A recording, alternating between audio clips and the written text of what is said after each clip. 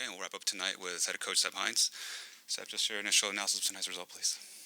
I mean, the result is it's a hard one to take.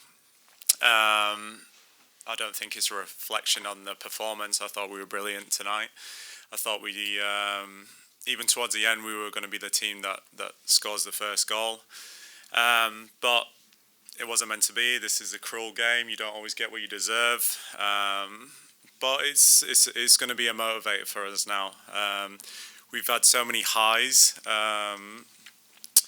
in the last couple of years. Obviously, this is a disappointing result, but it will motivate us to move forward, and we'll reflect. And yeah, it's bittersweet because we've done so much great things this year. We've faced so much adversity. One thing that I'll speak highly of this team is we've got grit. We've got some grit about this team, and we have to continue that. That's part of the culture, that's part of the togetherness, and that'll never end. Go for the question. Start with Austin. So kind of just talking about the game in and of itself. It was a really tightly contested game, obviously a semifinal for a reason, but just can you go into a little more detail of just kind of the back and forth and the setup heading into the game and how you kind of saw it play out? Yeah, I mean, we kept the same team, but we moved personnel a little bit. We obviously played Marty as a 9, Julie as an 11, Jackie as a 7. We knew going into this game, Gotham are a very aggressive team. They want to win the ball in the opponent's half. Players like Carter and Sonnet are very front-footed, so using Marty as like an extra midfielder and trying to exploit that space that they left in behind was our game plan going into it. Probably didn't see it as much as we would have liked in the first half. The second half was much better. And yeah, I think in the first half we created probably the best chance of the game. Some really good combination play getting out wide, and then unfortunately just missing the ball. But yeah, I thought we created the better chances throughout the game. And it comes down to that last bit of execution and, some good defending and goalkeeping as well. But overall, really pleased with the performance. But obviously, just would have liked it to result in a win. Go to Mike. Seb, you kind of just talked about the grit the team was able to show today. Before the playoffs even started, you kind of credited the team's persistence as another key thing that kind of spurred a little bit of that change after that summer streak of winless. But just wanted to ask, I mean, obviously the result was not how you guys expected it today, but is there a positive to get out of this, knowing that this team is showing these types of characteristics, and is that something that perhaps the team could build on going into the offseason and then use that going into next season as well? Yeah, I think we've established that type of culture in the last, 3 years, I think.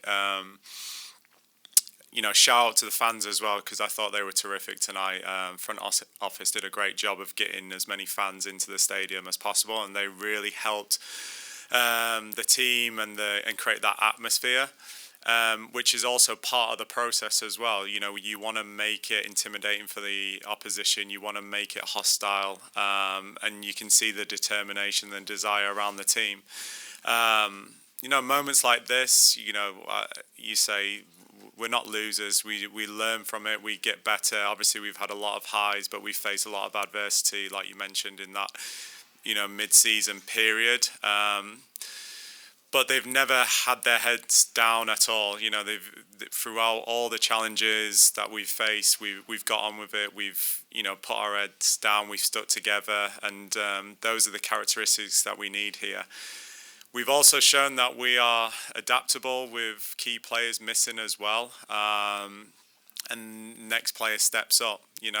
Even though some players may not get as much playing time as they would like, this is a funny old game and things can happen, and you got to make sure that you're ready to perform and keep ourselves to a high standard. So what you've seen this year is that there's been players who have done that, and without these characteristics, we would never have put ourselves in this position tonight where we're now fighting for a final. Obviously, the result didn't go in our way, but without these values, characteristics, principles, all of those core,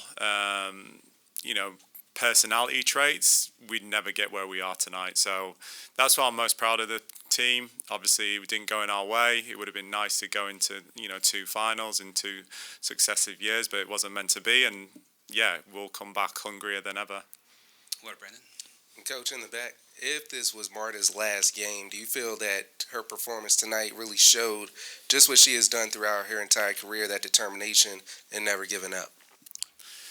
Yeah, she's amazing.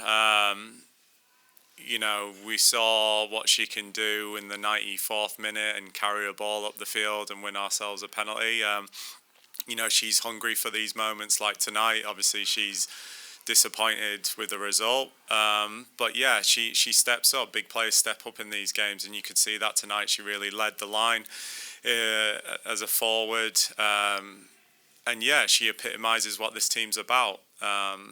All those characteristics that I talk about, she has them in abundance. So when you've got a player with that sort of magnitude and that sort of career, and she's setting the example, it's very easy for players to buy into it. Yeah, Marta didn't seem to think that last penalty was a foul. How did you see it? The free kick? Yes. Yeah, I don't think so either. But yeah, I can't say a lot. Is it more frustrating to lose? There's no easy way to lose. I think when it's out of your control, it's incredibly frustrating.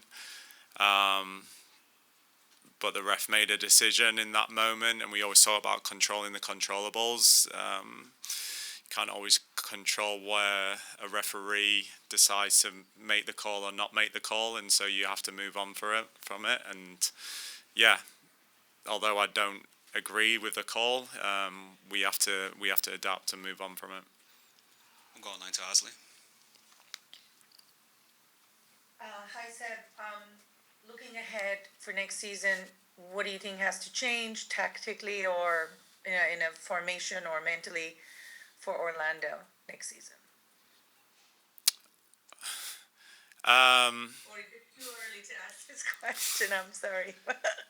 No, it's an interesting question. I think going back last year, we were probably one-dimensional.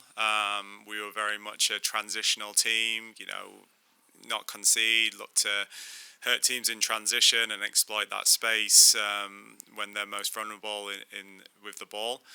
I think we've shown this year that we are capable of possessing more, creating good opportunities, switching the point of attack, 3-player combinations, and if we can combine the 2 ways of playing, then we can be a really threatening team going into next year. So I don't think we need to add a whole lot. We probably have to be more consistent with our performances, but it gives us that foundation now that we can change it with a click of a finger. Whatever the opponent's given us, we can adapt to it. And so I think that's a really good step in the right direction for the evolution of this team and for us to continue to move in the right direction.